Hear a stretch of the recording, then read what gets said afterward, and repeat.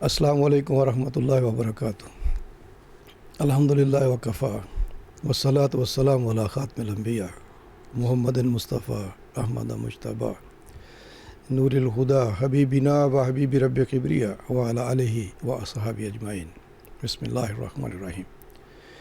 ناظرین، پروگرام الف لام میم کے ساتھ میں ہوں آپ کا میزبان میاں ثناء اللہ۔ آج میرے معزز مہمان، فاضل مہمان، جو میرے لیے بڑے اعزاز کی اور فخر کی بات ہے، ہمارے چینل کے لیے بھی اعزاز اور فخر کی بات ہے، آپ ہیں جناب شجاع الدین شیخ صاحب۔ شیخ صاحب السلام علیکم۔ وعلیکم السلام ورحمۃ اللہ وبرکاتہ۔ شجاع الدین شیخ صاحب کی شخصیت کسی تعارف کے محتاج نہیں ہے۔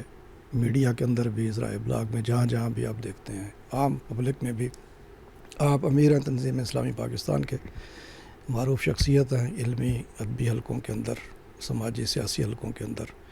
تو آج خوش قسمتی ہے کہ ہمیں آپ نے وقت دیا ہے، تشریف لائے ہیں۔ آج ہم شیخ صاحب سے جو گفتگو کریں گے، جو ان سے رہنمائی حاصل کریں گے، وہ امت مسلمہ کے حوالے سے، کہ اس وقت امت مسلمہ کی جو حالت زار ہے، اس سے نکلنے کا، اس سے راہ نجات کیا ہے، یا امت مسلمہ کے جو مسائل ہیں، جو مسائل درپیش ہیں، اس سے نکلنے کا رستہ کیا ہے، سبیل کیا ہے۔ تو میں اس میں زیادہ تمہید نہیں باندھوں گا۔ امت ہے، وہ آپ جانتے ہیں کہ جو دائرہ قرآن نے امت کا کھینچا تھا، کیا امت اب اس دائرے کے اندر ہے یا اس دائرے کو توڑ چکی ہے، اور کیا اس وقت امت اس طرح سے کہلوانے کی حقدار بھی ہے کہ نہیں ہے؟ ٹھیک ہے نا جی۔ قرآن نے جو تعریف کی امت کی، کہیں امت واحدہ کہا ہے، کہ امت خیر کہا ہے، کہ امت وسط کہا ہے۔ بہرحال ان ساری چیزوں کے باوجود یہ بتائیے کہ جب تک میں سمجھتا ہوں امت اس طرح سے تھی، تو امت کا دنیا پر طوطی بولتا تھا، تہذیبی اعتبار سے، ثقافتی اعتبار سے، سیاسی اعتبار سے لوگ امت مسلمہ کو فالو کرتے، فخر محسوس کرتے تھے۔ آج ایسا کیوں ہو گیا کہ امت پیچھے پیچھے ہے اور آگے آگے؟ بسم اللہ الرحمن الرحیم۔ اللہم صلی وسلم علی نبینا محمد ربی یسر ولا تعسر وتمم بالخیر۔ میاں صاحب جزاک اللہ خیرا کثیرا، آپ نے بڑی محبت سے وقت عنایت فرمایا۔ اس سوال کے بہت سارے پہلو ہو سکتے ہیں، دو تین مختصر باتیں میں عرض کرتا ہوں۔ پہلی بات، امت کہتے کسے ہیں؟ عربی کا لفظ ہے، قرآن نے استعمال کیا۔ عربی میں ہم ماں کو کہتے ہیں، بچوں میں ماں مشترک ہوتی ہے۔ تو امت وہ افراد جن کا مقصد ایک ہو، اور آپ نے بڑے پیارے اشارے کیے کہ جب ہم قرآن حکیم سے پوچھتے ہیں کہ امت کیا ہے، تو کبھی قرآن سورہ البقرہ آیت 143 میں امت وسط کہتا ہے، جس کا ایک مفہوم درمیان کا بھی ہے۔ رسول اللہ خاتم الانبیاء علیہ السلام اور بقیہ انسانیت اور رسول اللہ کے درمیان ہم ہیں۔ اب ان کے بحاف پر ہم نے انسانیت کے سامنے اللہ کی ہدایت کو پیش کرنا ہے، قول سے بھی اور عمل سے بھی۔ اس امت کو خیر امت بھی کہا گیا۔ سورہ آل عمران کی آیت نمبر 110 میں کنتم خیر امت اخرجت للناس، بہترین تو ہیں لیکن آگے مقصد بھی بتایا کہ نیکی کا حکم دو گے، بدی سے روکو گے۔ اس امت کی اٹھان اور اس کی خمیر میں کیا ہے، وہ ابراہیم علیہ السلام اور اسماعیل علیہ السلام کی دعائیں ہمیں ملتی ہیں۔ سورہ البقرہ کی آیت نمبر 128 میں، ربنا وجعلنا مسلمین لک ومن ذریتنا امۃ مسلمۃ لک، امت مسلمہ کے الفاظ، اے ہمارے رب ہم دونوں کو اپنا مسلم بنا۔ اتنے جلیل القدر انبیاء دعا کر رہے ہیں، اور ہماری اولاد میں سے امت مسلمہ کو کھڑا کر۔ تو اہم ایک نقطہ یہ کہ اس امت کی اٹھان اسلام کی روش پر ہے، جس کا مطلب ہے اپنے آپ کو اللہ کے سامنے سرنڈر کر دینا۔ امت کے حالات پر، امت کے زوال پر، حالت زار پر کلام کے دو انداز ہو سکتے ہیں۔ ایک معروف انداز ہے ظاہر کے حالات کو دیکھنا، ظاہر کے اسباب کو دیکھنا اور اس کے مطابق کیلکولیشن کر کے تجزیہ کرنا، یہ ایک حصہ ہے۔ دوسرا انداز ہے وحی کی تعلیم کی روشنی میں دیکھنا، جو ہمارے اس پروگرام کا میں سمجھتا مقصد بھی ہے کہ اللہ کی آیات کی روشنی میں ہم دیکھیں امت تھی کیا اور کہاں کھڑی ہے۔ آپ نے بجا فرمایا کہ سوال یہ پیدا ہوتا ہے کہ امت نام کی کچھ شے موجود بھی ہے، اور وہ دائرہ جو رب نے مقرر کیا تھا اس دائرے میں کوئی امت دکھائی دیتی ہے، تو کہنا پڑتا ہے کہ 1924 کی رہی صحیح خلافت، جس میں ایک مرکزیت تھی، سمبولک ہی صحیح، اس کے ختم ہونے کے بعد تو آج 57 لکیر ہم نے کھینچی ہوئی۔ 58واں ملک افغانستان ہے، جس کو اکثر مسلم ممالک بھی قبول کرنے کو تیار نہیں ہیں۔ تو یہ لکیریں آج کھینچی ہوئی ہیں، اور امت کی جو اٹھان اس کے خمیر میں لفظ اسلام تھا، اور جو عمل کا تقاضا کرتا ہے، اور جس کو دنیا کی لیڈرشپ کے لیے کھڑا کیا گیا۔ ہاں، ہمارا ماضی تابناک ہے، صرف خلفائے راشدین کے دور میں نہیں، بلکہ جب کہ قرآن کو اپنا امام بنایا اور اللہ کے دین کو نافذ کیا معیشت میں، معاشرت میں، سیاست میں، تو ہم نے دنیا کی امامت کی، اور 1000 برس ہم نے دنیا کو روشنی دی ہے. جب یورپ تاریک تھا تو غرناطہ میں، بغداد میں، قرطبہ میں ہم تعلیم دیتے تھے. اس کے بعد ہم سو گئے ہیں اور آج ہم کھڑے وہ ہمارے سامنے ہے کہ جس امت کو دنیا کی لیڈرشپ کے لیے کھڑا کیا گیا اور دنیا کے فیصلے جس نے کرنے تھے، آج ہم اپنے بجلی کے بل اور پیٹرول کی ریٹ بھی ان سے طے کرواتے ہیں. جی شیخ صاحب، مجھے شاعر مشرق یاد آ گئے. کتابیں اپنے آبا کی جو دیکھی میں نے یورپ میں، تو دل ہوتا ہے سپارہ. بالکل کہ واقعتاً وہ ہمیں فالو کرتے تھے، ہماری تہذیب اس پر فخر کرتے تھے کہ ہم امت مسلمہ کی تہذیب کو اڈاپٹ کر رہے ہیں. جی تو یہ تو ویسے غلام قوموں کی علامت ہوتی ہے نا جی، دوسروں کی تہذیب کو دیکھ کر خوش ہوتے ہیں، اور ہماری تہذیب تو الہامی ہے، اس کو ہم آپ کی بات بلند ہوتی ہے. گاندھی جی کے الفاظ ہیں لیٹ 30s کے. کچھ لوگ کینڈیڈیٹس بن کے الیکشن کے لیے جا رہے تھے تو گاندھی کو بھی کہنا پڑتا ہے کہ میرے سامنے آج کل گورننس کا بڑا معروف ہے نا ہمارے یہاں، تمہارے سامنے میرے پاس پیش کرنے کے لیے سوائے ابو بکر اور عمر کے کوئی اگزامپل نہیں. ہم ویلفیئر اسٹیٹس کی بات کرتے ہیں، ہمارے بچے کیا اب تو ہمارے پورے گھرانے مائگریٹ کرنے کو تیار ہے. ویلفیئر اسٹیٹس ہیں نا اسکینڈینیوین کنٹریز، مگر ہم یہ بھول جاتے ہیں کہ ان کے نظاموں کو مرتب کرنے اور ان نظاموں کو چلانے والے ان کو ماننا پڑتا ہے کہ وی آر فالوئنگ دا عمرز لا. تو وہ تو لے رہے ہیں وہاں سے نور، آج بھی لے رہے ہیں، اور جن کی اصل یہ میراث تھی آج وہ دوسروں کے مرہون منت اور دوسروں کے محتاج ہو گئے. آپ نے بجا فرمایا کہ دیکھیں اس وقت 57 لکیریں جغرافی لکیریں کھنچ گئی ہے نا. 58 میں کو ماننے کے لیے تیار نہیں، چلیں 57 ہی مان لیں. کوئی 2 ارب کے قریب مسلمان بنتے ہیں. تو اس زبوں حالی میں صرف حکمرانوں کا ہاتھ ہے یا جو عوام ہے، عوام کے اندر پھر سیاستدان ہیں، علماء ہیں، دانشور ہیں، یا سارے کے سارے اس کشتی کو ڈبونے میں برابر کے شریک ہیں؟ دیکھیے ہم سب امت ہی ہیں نا، تو امت کا اگر عروج بھی ہوگا تو انشاءاللہ ہمارا بھی پارٹ ہوگا. لیکن اگر امت زوال سے دوچار ہے تو ہمارا پارٹ اس میں بھی موجود ہے. مثال کے طور پر ہم اگر اپنے حکمرانوں سے یہ شکوہ کرتے ہیں جو کہ صحیح ہے کہ وہ اسلام کا دعویٰ کرتے ہیں مگر اسلام کو نافذ نہیں کرتے، ٹھیک، تو ہم اپنے آپ سے بھی پوچھیں نا، عوام اپنے آپ سے پوچھیں کہ جتنے اسلام پر ہم عمل کر سکتے ہیں کیا اتنے اسلام پر ہم عمل کر رہے ہیں؟ نماز فرض ہے، کسی کا اختلاف نہیں. ہمارے 5% لوگ بھی 5 وقت نماز وقت پر با جماعت ادا نہیں کرتے. مردوں کے لیے جماعت کی پابندی. ہم بیٹیوں کی وراثت میں حصہ نہیں دیتے. ہم سود خوری چھوڑنے کو تیار نہیں. ہم رشوت کو آج گفٹ کا نام دے دیتے ہیں، ہم سپورٹ کا نام دے دیتے ہیں. تو ہم سب کا اس میں رول ہے. یعنی بڑا آسان ہے کہ میں کرٹیسائز کر دوں کہ یہ بھی غلط، یہ بھی غلط، یہ بھی غلط، مگر میں بھول گیا کہ یہ 1 2 3 انگوٹھا بھی میری طرف اشارہ کر رہے ہیں. تو ہم امت کا پارٹ ہیں، ہم سب کا اس میں کردار ہے. تو اگر آج امت ذبح حالی سے گزر رہی، مثال کے طور پر ہم حکمرانوں سے مطالبہ کرتے ہیں، صحیح مطالبہ کرتے ہیں. ہم نے مکہ پیکٹ بھی دیکھ لیا، مکہ معاہدہ بھی دیکھ لیا. کوشچن ہے کہ یہ 3 ملکوں کا ہونا چاہیے تھا، یہ 57 ملکوں کا ہونا چاہیے. اور یہ کس کے خلاف ہے اور کس کے لیے ہے؟ کیا یہ فلسطین کے لیے آواز بلند کرنے کے لیے ہوگا؟ کیا یہ امت مسلمہ کو دوبارہ سے عروج کی طرف لے جانے کے لیے پیش قدمی کا باعث بنے گا؟ یورپین یونین بن سکتی ہے، نیٹو کا اتحاد بن سکتا ہے، تو امت مسلمہ کا کیوں نہیں بن سکتا؟ ہمارا شکوہ حکمرانوں سے ہے. ہم اپنے بھی آپ کے اندر جھانکے نا، عوام کی میں بات کر رہا ہوں.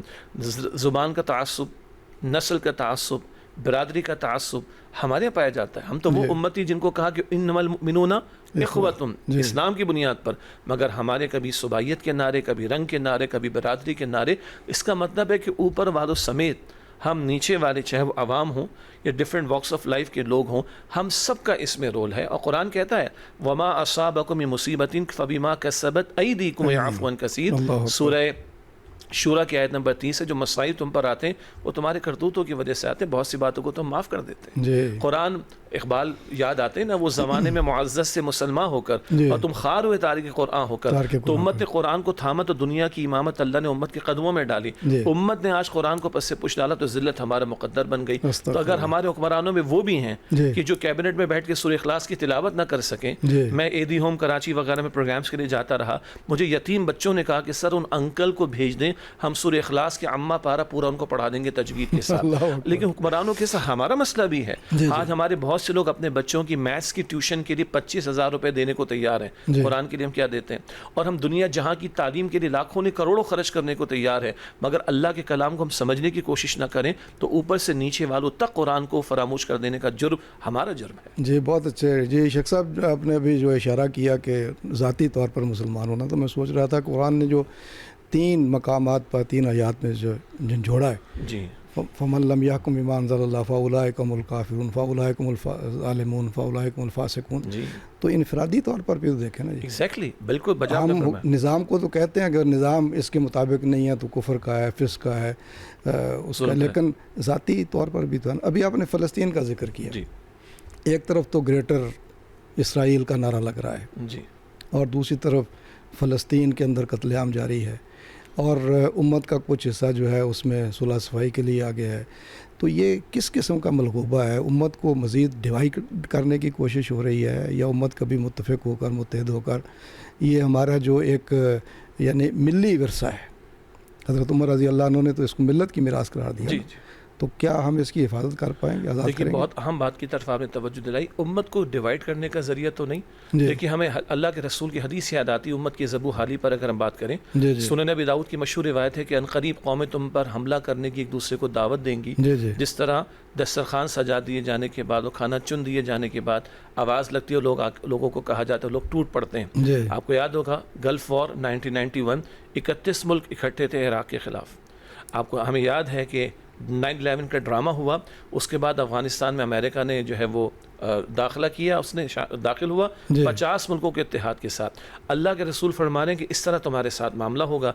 अर्ज़ की हुजूर की हमारी तादाद कम होगी। फरमानी वलन तुम कसीर, अभी आपने खुद फरमाया 2 अरब कलमा गो मुसलमान ज़मीन पर। जी फिर अर्ज़ करते हैं या रसूल अगर तादाद भी इतनी कसीर होगी तो फिर ये हम पर क्यों बीतेगी बात? फरमाया कि हुब्बुद दुनिया व कराहियतुल मौत, दुनिया की महब्बत और मौत से नफ़रत। जब ये 2 बातें तुम में पैदा होंगी तो ये तुम्हारी हालत होगी, चुन चुन के मिल कर लोग तुम्हें हलाक करेंगे। अब देखिए आप डिवाइड की बात देखें, आज ठीक है अभी पाकिस्तान, तुर्किया और सऊदी अरब का मुआहदा तो हो गया, जी। लेकिन हमने देखा है कि तुर्किया की दुनिया में सबसे ज़्यादा इजराइल के साथ कमर्शियल एक्टिविटी, तिजारती रवाबित जी, इस जी। वक्त भी दुनिया में सबसे ज़्यादा तुर्किया के हैं, जी जी यूएई के हैं तुर्किया के साथ सबसे बढ़कर। तो आज अगर वो इजराइल जो कि इस्लाम दुश्मन है, मुसलमान दुश्मन है, अक्सा की को शहीद करने के दर पे है, मुसलमानों की लाशों पे लाशें गिल रहे हैं और ये उनके साथ तिजारती रवाबित भी बरकरार रखे में, तो एक सवाल पैदा होता है। आपको याद होगा 31 मुल्कों का फ़ौजी इत्तेहाद बना था, जी वो हमें ढूंढने से भी नहीं मिल रहा, जी जी जो कहाँ चला गया। जिसके हमारे एक माजी के मोहतरम राही शरीफ साहब उसके चीफ भी थे, वो 31 ममालिक का इत्तेहाद कहाँ गया हमें नहीं पता। हमारी पैदाइश से पहले की बात है, हमें बताया जाता है जी, कि जी। OIC का चार्टर तरतीब दिया गया था मुसलमान हुक्मरानों की तरफ से, और OIC के चार्टर में लिखा हुआ है कि अखलाकी तौर पर, सिफारती तौर पर, माली तौर पर और इससे बढ़कर मिलिटरीली अस्करी तौर पर भी अक्सा की हुर्मत की हिफाजत के लिए जी। और फ़िलिस्तीन के मुसलमानों की आज़ादी के लिए हमें मेहनत करनी। ये तो तयशुदा बातें हैं, जी। लेकिन हमें तलाश करना पड़ रहा है। वजह क्या है सर? वजह यही है कि हुब्बुद दुनिया व कराहियतुल मौत, अपनी बादशाहतों के मसाइल हैं, अपने इक़्तिदार के मसाइल हैं, अपने मफादात के मसाइल हैं। खुदा के वास्ते हम तो दुआ भी करेंगे और इन तक बात भी पहुँचाएंगे। मक्का मुकर्रमा में बैठ के आपने मुआहदा किया, वी अप्रिशिएट इट, मैंने अप्रिशिएट किया है, जी। लेकिन 3 मुल्कों के दरमियान क्यों रहता है? ये 57 मुल्कों का होना चाहिए, और ये किसके खिलाफ हो? ये उम्मत के दुश्मनों के खिलाफ हो, जी। ये उम्मत की दिफा के लिए होना चाहिए, अक्सा के दिफा के लिए होना चाहिए। और नाज़रीन की याद दहानी के लिए, हम हरमैन शरीफैन कहते हैं ना, हमारी दिलो जान है मक्का मुकर्रमा मदीना शरीफ, हरम अक्सा भी हमारा हरम है ना, जी। ये भूल गए हम लोग, उसको भी हरम करार दिया गया। अल्लाह तो अकबर। अगर वो हुब्बुद दुनिया व कराहियतुल मौत इससे निकलेंगे तो फिर कोई बालातर मकसद लेकर ये इत्तेहाद भी बनेंगे जो नेटो से भी बढ़कर होंगे, जो EU से भी बढ़कर होंगे। लेकिन हमें ग्रास रूट पर जो मेहनत करनी है वो शऊरी हकीकी ईमान की करनी है, वो ईमान जो फिर बातिल से मरऊब नहीं करता, वो ईमान जो बातिल के मुकाबले में खड़ा करता है। कुरान कहता है, हम उम्मत की ज़बू हाली पर बात कर रहे हैं, सूरह आल इमरान की आयत 139 में, व अंतुमुल अलौना इन कुंतुम मुमिनीन, तुम ही गालिब रहोगे अगर तुम वाक़अतन ईमान वाले होगे। बेशक। और वो ईमान मिलता है कुरान से, इज़ा तुलियत अलैहिम आयातुहु ज़ादतहुम ईमाना, सूरह तौबा सूरह अनफाल की आयत नंबर 2 है। जब जब उनके सामने अल्लाह की आयत की तिलावत की जाए तो उनके ईमान में इजाफा होता है। ग्रास रूट लेवल से रुजू इलल कुरान, ग्रास रूट लेवल से ईमान की आबियारी, जब ये शय पैदा होगी फिर दुनिया की महब्बत दिल में नहीं होगी, जी, फिर मौत से नफरत नहीं होगी, फिर हम खड़े होंगे बातिल के मुकाबले। बेशक। शेख साहब, अभी आपने इस इत्तेहाद का तज़किरा किया पहले भी, देखें ना, एक तरफ तो अमेरिका, उसके साथ इसराइल और जितने भी यानी शैतानी ताकतें हैं, और फिर हम देखते हैं कि उम्मत के अंदर भी डिवीज़न काफ़ी पाई जाती है। हौसियों का मसला अलग है, ईरान सऊदीया कभी करीब आते हैं सियासी तौर पर, कभी लगता है कि नहीं आते हैं। पाकिस्तान जो दरमियान में एक मीडिएटर का रोल अदा कर रहा है, कोशिशें भी हो रही हैं। इस सारी सूरत हाल में अगर ये जैसे आप कह रहे हैं कि कोई इत्तेहाद बनता है, पाकिस्तान समेत ہر ملک کو اپنا اپنا مقام متعین کرنا ہوگا. کیا دیکھتے ہیں آپ؟ دیکھیے اگین وہ بات آئے گی، پاکستان پارٹ ہے امت کا، اور ہم سمجھتے ہیں اللہ نے اس ملک کو جو نوازا اور جس بنیاد پر یہ ملک کھڑا ہوا، تو امت کے کسی اتحاد کی بھی لیڈرشپ اور قیادت پاکستان ہی کر سکتا ہے. بڑا دلچسپ تجزیہ میاں صاحب کہ دیکھیں دنیا میں ترکیہ ہے، ایک زبان ہے، وہ جی لیں گے اس کے اوپر. ایرانینز ہیں، نیشنلزم پر جی لیں گے وہ لوگ. افریقن مسلم ممالک ہیں، وہ اپنی ثقافت پر شاید جی لیں گے. عرب ہیں، وہ اپنی ثقافت اپنی زبان پر جی لیں گے. ہم پاکستانی تو عجیب لوگ ہیں، ہماری زبان ایک نہیں، ہماری معاشرت ایک نہیں، ہمارے ذہن سہن کے انداز، برادریاں، خطے ایک نہیں ہیں، ہم کلمے پر جمع ہوئے. تو پوٹینشیل پاکستان میں موجود ہے. اچھا اب یہ بات کہ پاکستان کو کیا مقام معین کرنا پڑے گا، ہمیں تو قائد اعظم نے کلیئر کیا کہ پاکستان مقصود تھوڑی ہے، پاکستان ایک تجربہ گاہ ہے کہ جہاں اسلام کو نافذ کر کے دنیا کے سامنے ہم نے پریزنٹ کرنا ہے. اور پھر اس بات کو ہم دہرا لیں، اس وقت جو ہم امت پر کلام کر رہے ہیں وہ وحی الہی کی تعلیم کی روشنی والی اینک لگا کر رہے ہیں. تو اللہ کا کلام تو کہتا ہے، ابھی پہلے آیت پیش کی گئی، غالب تب ہوگے جب حقیقی ایمان تمہارے اندر موجود ہوگا. ہم سمجھتے ہیں کہ پاکستان اپنی اصل کی طرف لوٹے. آپ نے ابھی جو 3 آیات سنائیں سورہ مائدہ کی آیت 44، 45، 47، اگر اللہ کے نازل کردہ کلام کے مطابق فیصلے نہیں کرتے تو یہ ظلم ہے، یہ کفر ہے اور یہ فسق ہے. یہ 3 فتوے اللہ سبحانہ و تعالیٰ کے، تفصیل میں نہیں جا رہے، یہاں سے شروع ہوگا اور نظام تک جائے گا. اگر ہم اس طرف پیش رفت کرتے ہیں تو پھر کبھی یہ نعرہ نہیں لگے گا کہ سب سے پہلے پاکستان نہیں. پھر وہ جو قرآن کہتا ہے نا سورہ حشر کی آیت نمبر 9 میں انصار مدینہ کی بات، وَيُؤْثِرُونَ عَلَىٰ أَنفُسِهِمْ وَلَوْ كَانَ بِهِمْ خَصَاصَةٌ، وہ اپنے اوپر دوسروں کو ترجیح دیتے ہیں خواہ خود ہی ضرورت مند کیوں نہ ہو. مجھے آج تک یاد ہے، ہم پڑھتے آئے سنتے آئے کہ فلسطین کے بچوں پر بمبارڈمنٹ ہوتی تھی، ہم عید مناتے تھے پاکستان میں، وہاں لاشیں گرتے تھے اور وہاں آواز لگتی تھی یا جیش پاکستان این انتم، اے افواج پاکستان تم کدھر ہو. تو مسلم ورلڈ ہم سے ایکسپیکٹ کرتی ہے، تو پاکستان کا رول تو بہت بڑا ہے. ابھی ہم نے 14 اگست منائی، ہم نے یاد دہانی کرائی، what was the purpose of creation of Pakistan. بابا یاد دہانی تو کرا دو. تو اگر ہم اس اپنی اصل کی طرف لوٹتے ہیں تو ایک اور خوشخبری قرآن ہمیں دیتا ہے، سورہ محمد کی آیت نمبر 7 صلی اللہ علیہ وسلم. اللہ فرماتا ہے کہ ان تنصروا اللہ ینصرکم، اگر تم اللہ کے دین کی نصرت کی طرف آؤ گے تو اللہ تمہاری مدد فرمائے گا. 313 نہتے، 1000 کا لشکر پوری تیاری کے ساتھ، اللہ کے ساتھ 313 مخلص سے بدر والے، اللہ ان کے ساتھ تھا. اللہ نے اس دن کو یوم فرقان قرار دے دیا. آج ہم اللہ کے ساتھ مخلص ہو جائیں، اس کتاب اور اس کے دین کے ساتھ، اللہ اس پاکستان کو کھڑا کر دے گا انشاءاللہ تعالی. اور یہ اگر رہنمائی اور قیادت کی، لیڈرشپ کی ذمہ داری ادا کرے تو یہ بیج اس قرآن کا اور اللہ کے دین کو تھامنے کا، یہ ہم امت کے اندر اس کو اگر اجاگر کرنے کی کوشش کریں گے تو امت میں بھی بہار آئے گی انشاءاللہ تعالی. ہے لانگ ٹرم کام، بڑا کام ہے، لیکن اصل کرنے کا کام ہم سمجھتے ہیں یہی. ظاہر ہے وہ اقبال نے کہا نا جی کہ نہیں ہے نا امید اقبال اپنی کشتی ویراں سے، ذرا نم ہو تو یہ مٹی بڑی رخیز ساکی، وہ تو ہوگا. ابھی آپ نے اگست کا ذکر کیا، 14 اگست ہم نے ابھی بھی منایا ہے، آزادی کا ذکر کیا، اور قائد اعظم علیہ رحمت یعنی ایک نظریہ تھا سامنے ملک کو بنانے کا. ہم نے اس پہ پروگرام بھی کیے 2، ایک پروگرام تو ہم نے اس پہ کیا کہ بانیان پاکستان کی نظر میں، وہ اس طرح سے کر کے نا وہ کیسا ان کا ویژن کیا تھا. جی. تو اب یہ ہے کہ ایک تو آپ یہ فرمائیں کہ یہ جو آزادی ہم مناتے ہیں، ابھی بھی آزادی منائی، کیا آپ کے نزدیک یا آپ کی تنظیم کے نزدیک حقیقی آزادی یہی ہے جس کو ہم مناتے ہیں؟ دوسرا یہ کہ جس منہج پہ پاکستان نے جانا ہے اور جائے گا انشاءاللہ، اور جس طرح سے ایک بین الاقوامی رول ہمیں اللہ کی طرف سے مل رہا ہے، اس کو اگر ہم نے پلے کرنا ہے تو سب سے پہلے تو ہمیں اپنے نظریے کو، اپنے نظام کو دیکھنا ہوگا نا. موجودہ نظام اور جس نظام کی بنیاد پر پاکستان کو بنایا گیا تھا، ان کے درمیان خلا نظر آتا ہے بہت بڑا. اس خلا کو کیسے پر کریں گے؟ خلا پر ہوگا تو پھر آگے بڑھیں گے نا. بہت اہم سوالات ہیں. پہلی بات ہے کہ یوم آزادی منایا جانا، تو کس چیز کی آزادی؟ ہم آزاد ہو گئے ہیں.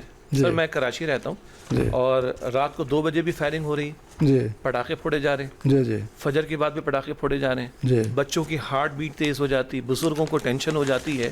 یہ ہم کیا ہلڑ بازی کر رہے ہیں؟ سڑکیں ہم بلاک کر دیتے ہیں اور جناب ہلا گلا اس میں چل رہا ہوتا ہے، بے پردگی ہے، یہ سب کچھ ہے. وہ بھائی ہمیں فتح مکہ کی خوشی بھی دکھائی دیتی ہے رسول اللہ کے دور میں، وہاں سجدوں میں سر جھکے ہوئے دکھائی دیتے ہیں. آج ہم کس چیز کی آزادی بنا رہے ہیں؟ نمبر 1. نمبر 2، دیکھیں ظاہر کے اسباب اور جغرافیائی حفاظت ضروری ہے، لیکن نظریاتی حفاظت اس سے بڑھ کر ضروری ہے.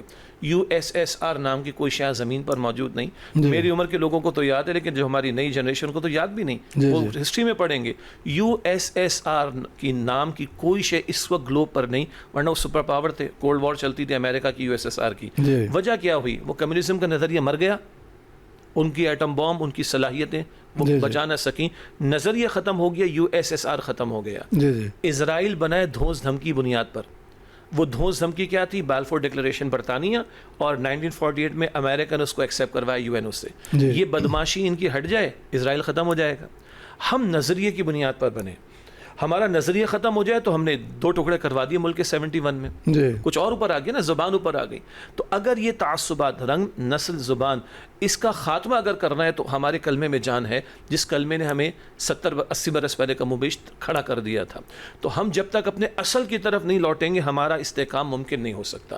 دوسری طرف آپ اللہ کی شان دیکھیں, پاکستان کی معیشت کا ستیہ ناس, سیاست کا بیڑا غرق, معاشرت کی تباہی, اللہ پھر بھی ہمیں دے رہا ہے. اللہ ایک رول ادا کرنے کی طرف پیش رفت ہمارے سامنے رکھ رہے ہیں. وہ بابا اس اپارچونٹی کو اویل کرنے کی کوشش کریں. لیکن بات تب ہے کہ ہم اپنی ملت پر قیاس اقوام مغرب سے نہ کر, خاص ترکیب میں قوم رسول ہاشمی, ہم جی ہی نہیں سکتے اسلام کے بغیر. اب وہ تو امت کی اٹھان اسلام پر, اور پاکستان اور خاص ہے کہ جو بنا اسلام کے نام پر ہے. تو ہمیں اپنی اس اصل کی طرف لوٹنا ہوگا. Quaid Azam was very clear, Iqbal was very clear. Iqbal نے تو خطوط لگ کے قائد اعظم کو واپس بلایا تھا. اقبال کہتے ہیں میں نے دنیا کے مسائل پر ڈسکشن کیا, غور و فکر کیا, مجھے ان کا حل اسلامی شریعت کے سوا کہیں نہ ملا.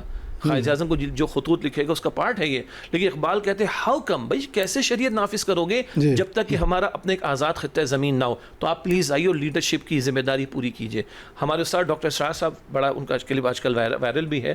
عجیب ہے قائد اعظم کی شخصیت. ظاہر معنوں میں تو وہ مذہبی نہیں تھے, کٹر مذہبیت تو دور کی بات ہے, لیکن کھرے آدمی تھے. اور علماء ایسی کسی شخص کو ایکسیپٹ کر لیں, آسان بات تو نہیں, انہوں نے ایکسیپٹ کیا. لیڈرشپ کی کوالٹی ان میں اللہ تعالیٰ نے ڈالی. پھر وہ قائد اعظم کہتے ہیں, ڈاکٹر ریاض علی شاہ جو ان کے ذاتی معارج ہیں, یقینی یہ کوٹیشنز پہلے بھی آئی ہوں گی, to cut short the story, doctor Riaz Ali Shah جو ان کے پرسنل ڈاکٹر تھے, وہ کہتے ہیں کہ قائد اعظم کے الفاظ آخری دنوں کے کہ میرا ایمان ہے کہ پاکستان رسول اللہ صلی اللہ علیہ وسلم کا روحانی فیضان ہے. اب ہمارا فرض ہے کہ خلافت راشدہ کو سامنے رکھیں, وہاں سے اصول لیں, رہنمائی لیں, اور عہد حاضر کی اسلامی فلاحی ریاست دنیا کے سامنے پریزنٹ کریں.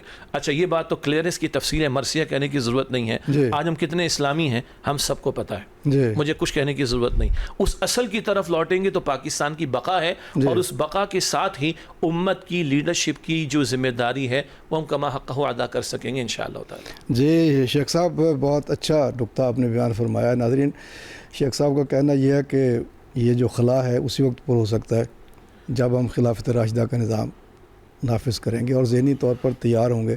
شیخ صاحب المیہ یہ ہے کہ کوئی 2-3 دہائیاں پہلے یہ نعرہ لگا تھا, پاکستان کی ایک بڑی سیاسی جماعت نے نعرہ لگایا تھا, ہم خلافت راشدہ کا نظام نافذ کریں گے. اور ہمارے ایک درویش دوست حافظ خالد محمود جوائنٹ سیکرٹری تھے وزارت مذہبی امور میں, تو ان کا میں نے جمعہ کا خطبہ سنا. جمعہ کا خطبہ خود دیتے تھے, اور انہوں نے خلافت راشدہ کے نظام کو اور نعرہ لگانے والوں کے جو کرتوت تھے ان کا موازنہ کیا. پتہ چلا کہ چند دن بعد ان کو ایس ڈی بنا دیا گیا. تو جہاں یہ صورتحال ہوگی تو وہاں یہ خلا میرے خیال میں اتنی جلدی سے پر ہوتا نظر نہیں آتا. ناظرین چھوٹا سا وقفہ لیں گے, وقفے کے بعد پھر حاضر ہوں گے, ہمارے ساتھ رہیے گا.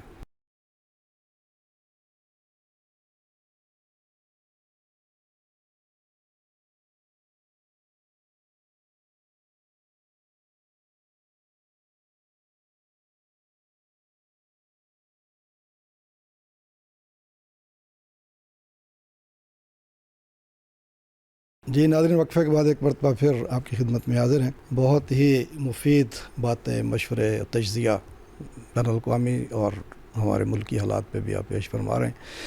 تو موضوع بھی ہمارا آج کا یہی ہے کہ امت مسلمہ کی حالت زار اور راہ نجات.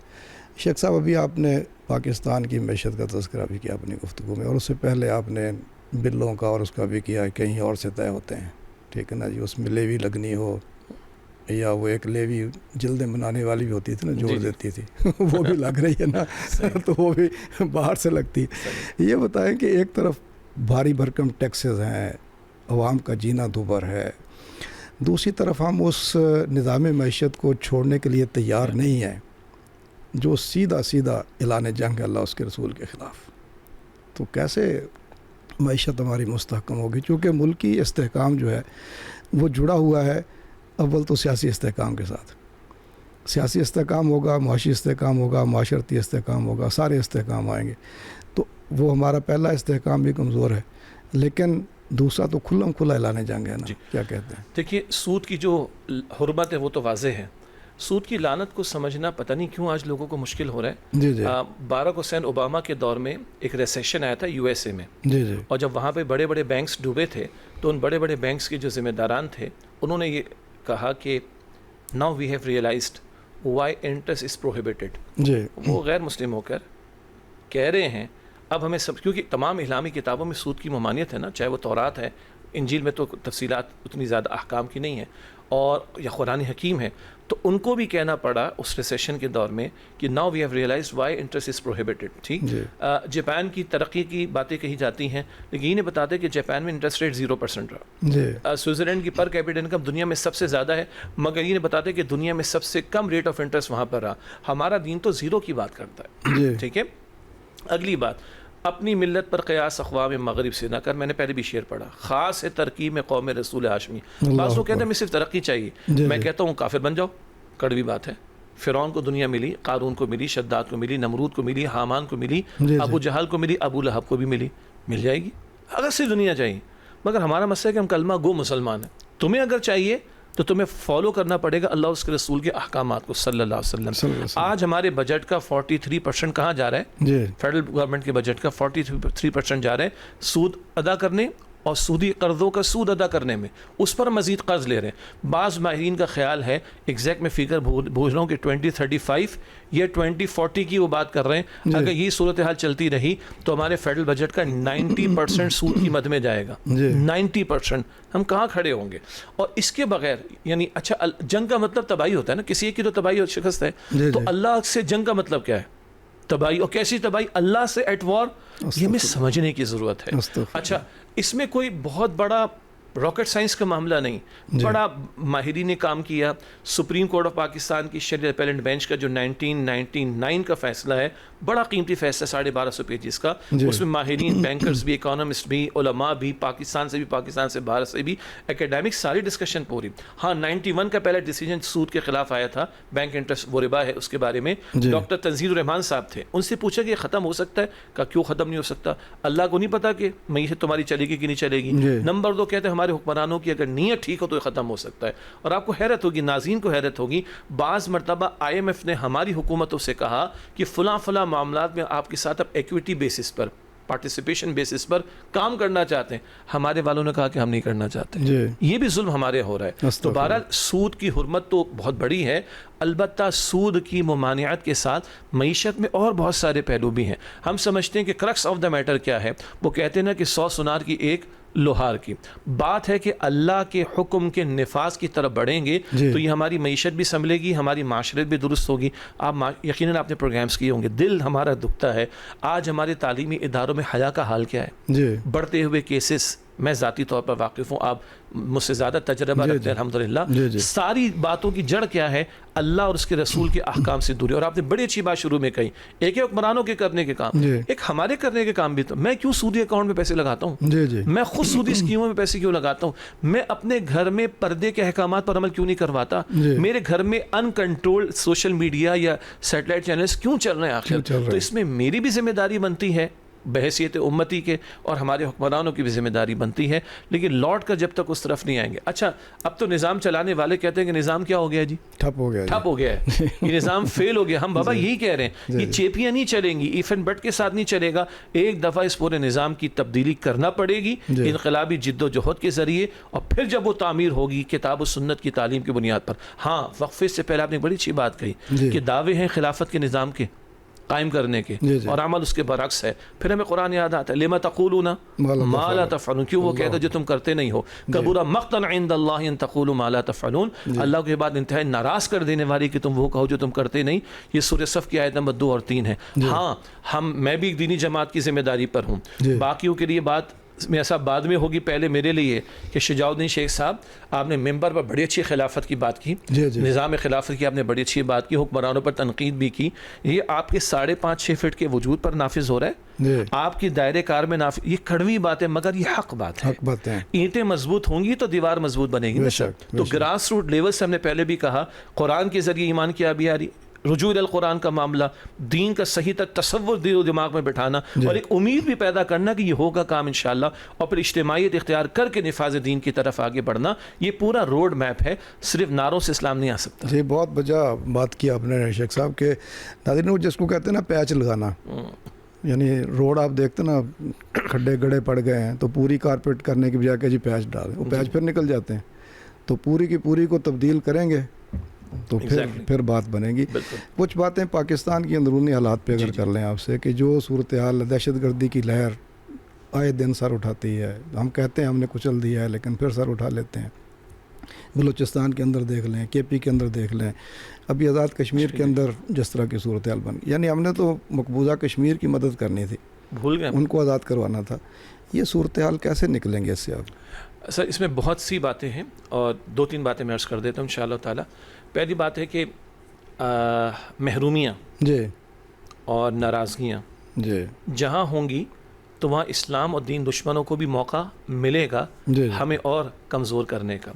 ہمارا واقف ہے، ہمارا بلوچستان کے بھائی بہت سے اس بات پہ روتے ہیں. ہم بچپن سے سوئی گیس سنتے ہوئے ہیں نا سر، تو سوئی کے علاقے سے نکلی اور سوئی کے علاقے کے لوگ کہتے ہیں یہاں سے گیس تو جاری ہے مگر ہمیں کوئی اس کا بینیفٹ نہیں ملتا. یہ محرومیاں اور اعتبارات سے بھی بلوچستان میں بھی ہیں، یہ محرومیاں کے پی میں بھی ہیں، اور اسی طرح کے کچھ اپنے جو بھی جائز حقوق ہیں ان کے حوالے سے آزاد کشمیر کے لوگ بھی ہمارے بھائی کھڑے ہوئے. ہماری گزارش یہ ہے، اور دیکھیے ہم نے جب افغانستان کے خلاف امریکہ کا ساتھ دیا تو ہم نے اپنے ایک بڑے حصے کو ملک کے ناراض کیا. ہمارے اپنے ہی علاقوں میں بمبارڈمنٹ ہوئی، ہمارے اپنے ڈما ڈولا کا مدرسہ آپ کو یاد ہے 82 بچے ایک ہی اٹیک کے اندر شہید ہوئے. یعنی اے پی ایس میں جب بچے ہمارے شہید ہوئے، ہمارے ایک سیٹلائٹ چینل پہ میں نے لائیو پروگرام کیا، میں نے کہا میں بھی بچوں والوں، میرے بچے بھی چھوٹے ہیں، آئی کین ریئلائز. اور جتنا اے پی ایس کا بچہ قیمتی ہے اتنا مدرسے میں پڑھنے والا بچہ بھی قیمتی ہے. یہ سب انسانوں کے بچے ہیں، اس قوم کے بچے ہیں اور یہ مسلمان ہمارے بچے ہیں. تو یہ نہ کریں کہ ادھر والوں کے ساتھ کوئی ظلم ہوا تو اس کے خلاف تو ایکشن ہوگا اور ادھر والوں کو ہم اگنور کریں گے. یہ محرومیاں ہیں. اسی طرح آپ جانتے ہیں کہ دنیا کہتی ہے اور ہمارے انالیسس موجود ہیں کہ پاکستان میں اب بھی untapped minerals trillions of dollars کے ہیں، ٹریلینز آف ڈالرز کے. اور اب بتایا جا رہا ہے کہ بعض علاقوں سے وہ ٹیپ تو ہو رہے ہیں مگر وہ کہیں اور جا رہے ہیں اور وہاں کے لوکل لوگوں کو اس سے فائدہ میسر نہیں آ رہا.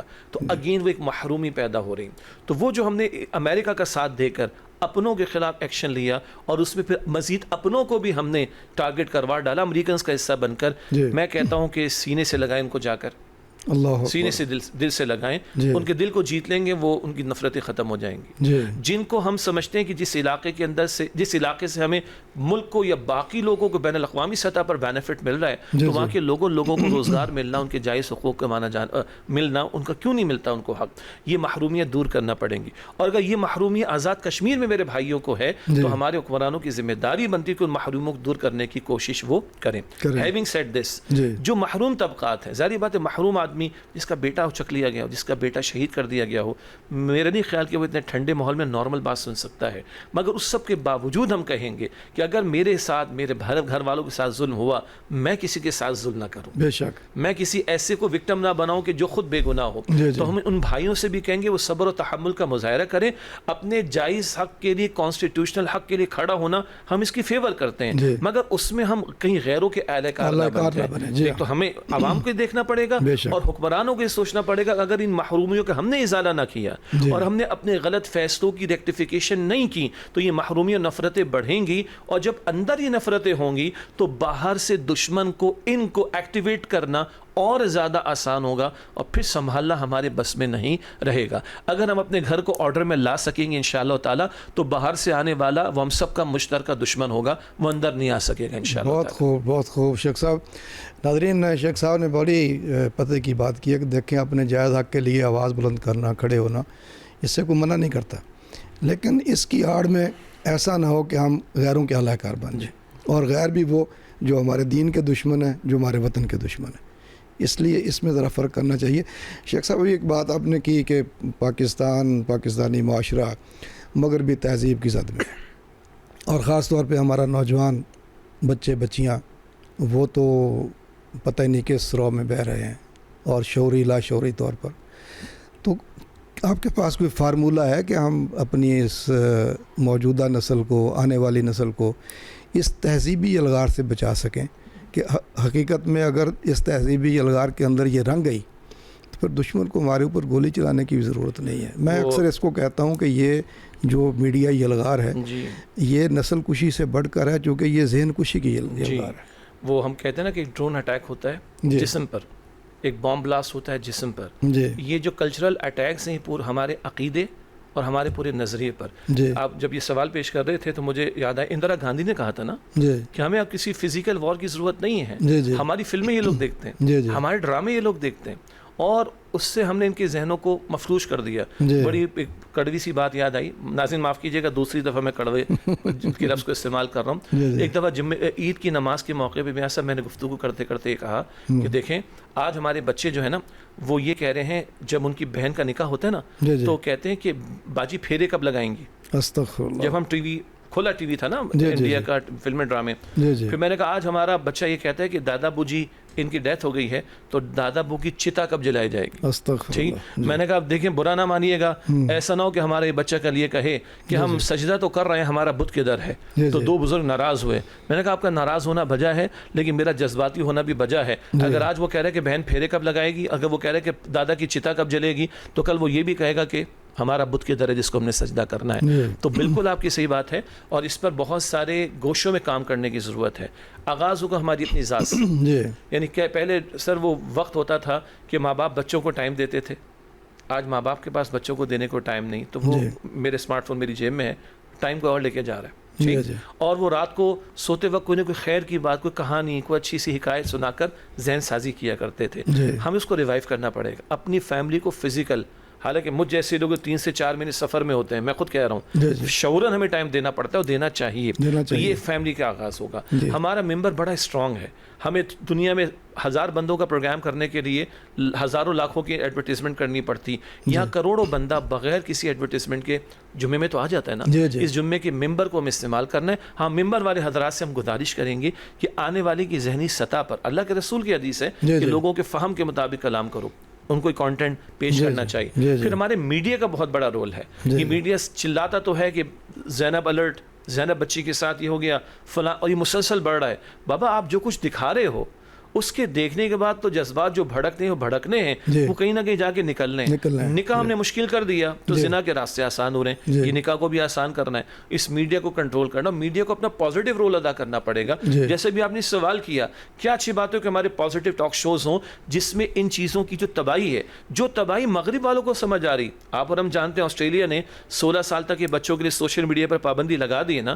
فرانس والے، UK والے، کینیڈا والے پابندی لگا رہے ہیں، اور ہم بالکل کھلا آزاد اس کو چھوڑنے کی کوشش کر رہے ہیں. CNN پہ ایک خاتون کا پورا انٹرویو نشر ہوا. وہ خاتون اس طرح کی فلموں میں کام کرتی تھی جو ہم بیان بھی نہیں کر سکتے. اس سے پوچھا تم اپنی بیٹی کے لیے کیا پسند کرو گی، ایسا ہی کوئی پروفیشن؟ اس سے کہا سوال ہی پیدا نہیں ہوتا.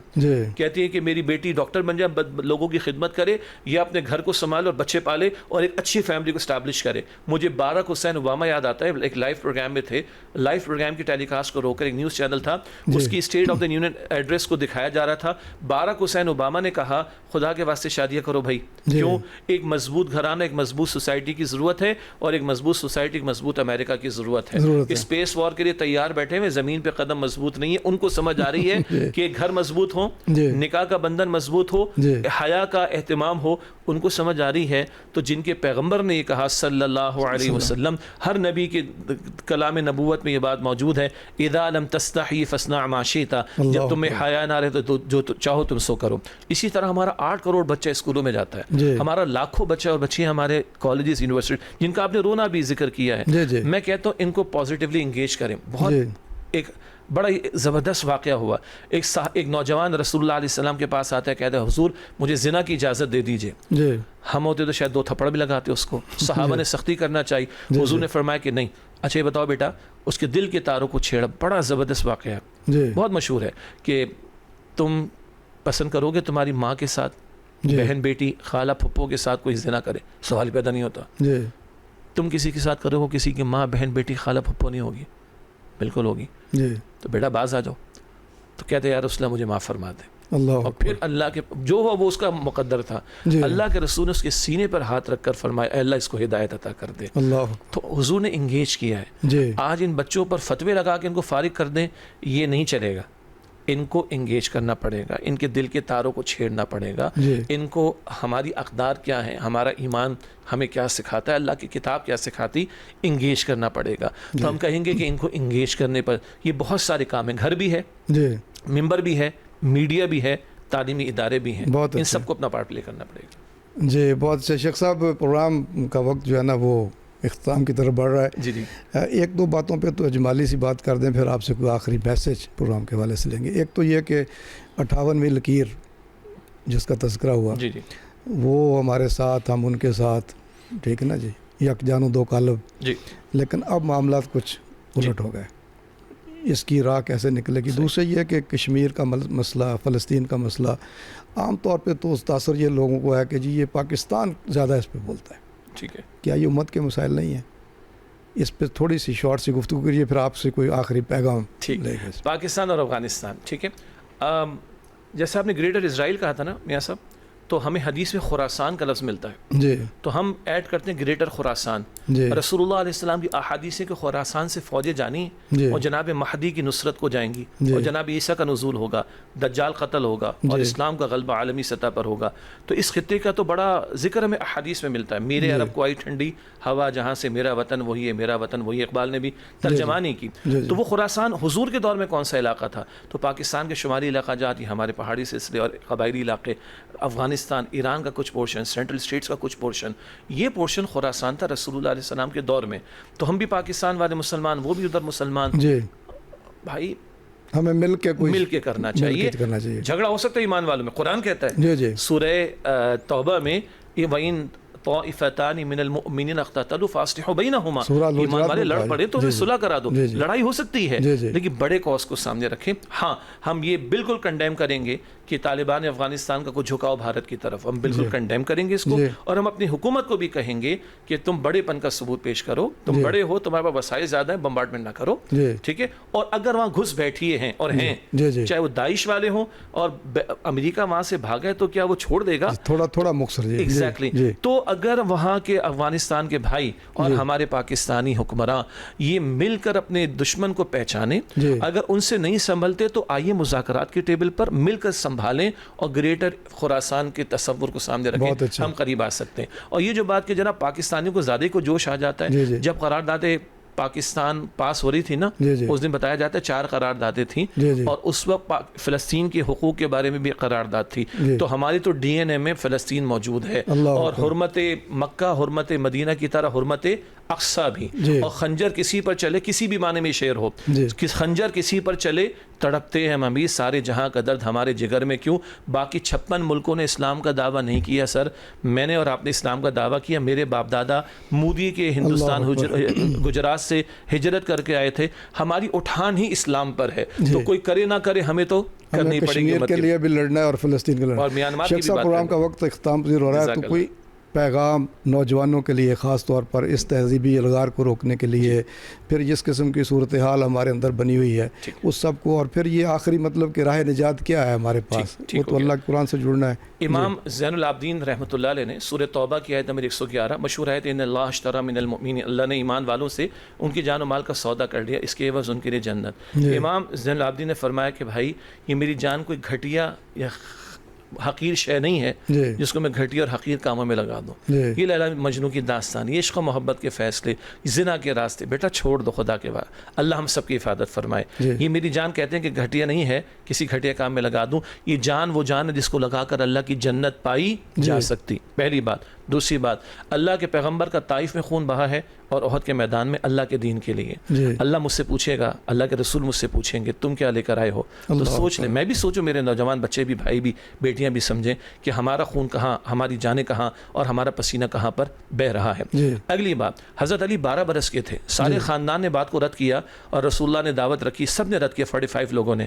حضرت علی نے فرمایا کہ میں آپ کا ساتھ دوں گا, وہ کہ میری آنکھیں دکھتی ہیں, میری ٹانگیں پتلی ہیں, تو میں تو بچوں سے ہاتھ کھڑا کرواتا ہوں اسکولوں میں جا کر کہ بیٹا ہم نے تم نے رسول اللہ کے مشن میں ساتھ دینا ہے, اس سے بڑا کوئی کام نہیں, اور یہ کام کر لیں ہماری دنیا تو سنورے گی, اس سے بڑھ کر ہماری آخرت سنور جائے گی. اور جو اقبال نے شکوہ کے بعد جواب شکوہ کے آخر میں کہا کہ محمد سے وفا تو نے تو ہم تیرے ہیں, یہ جہاں چیز ہے کیا لوح و قلم تیرے ہیں. تو قائد آدم نے بھی کہا یہ محمد اور رسول اللہ کا روحانی فیضان, اسی میں ہم لگیں گے, ادھر بھی کامیابی ادھر بھی کامیابی انشاءاللہ. بہت اچھا جی. جی ناظرین, بہت ہی خوبصورت باتیں کی شہاب الدین شیخ صاحب نے.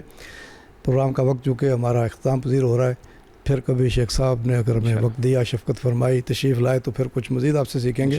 شیخ صاحب نے کوشش کی ہے, جو آپ نے جمعے کی بات کی, تو علماء کرام جو ہمارے پاس آتے ہیں, اور اکثر نے ان میں سے اس بات کو یہاں اس پلیٹ فارم پہ بھی تسلیم کیا کہ جمعے کے خطبات کو ہم نے کہا کہ موضوعاتی بنائیں, اور ایک موضوع لیں اور موضوع کرنٹ افیئر سے متعلق ہو. ماشاءاللہ. تو الحمدللہ اس میں اللہ نے کافی ہمارے چینل کے توسط سے کامیابی دی, اور اس میں خاص طور پہ ہم شکر گزار رہتے ہیں ہمیشہ اپنے CEO جناب سردار خان نیازی صاحب کے, کہ جن کی یہ شفقت ہے کہ اور ان کی وساطت سے یہ سارے پروگرام ہم اس طرح ترتیب دیتے ہیں. ناظرین, میں شکر گزار ہوں جناب شہاب الدین شیخ صاحب کا کہ تشریف لائے, وقت دیا اور بہت مفید باتیں کی, اس دعا کے ساتھ کہ اللہ رب العالمین اس امت کے حال پہ رحم فرمائے اور اس امت کو پھر سے وہ امت بنا دے جس کی تعریف خود قرآن مجید فرقان حمید میں رب کائنات نے کی ہے.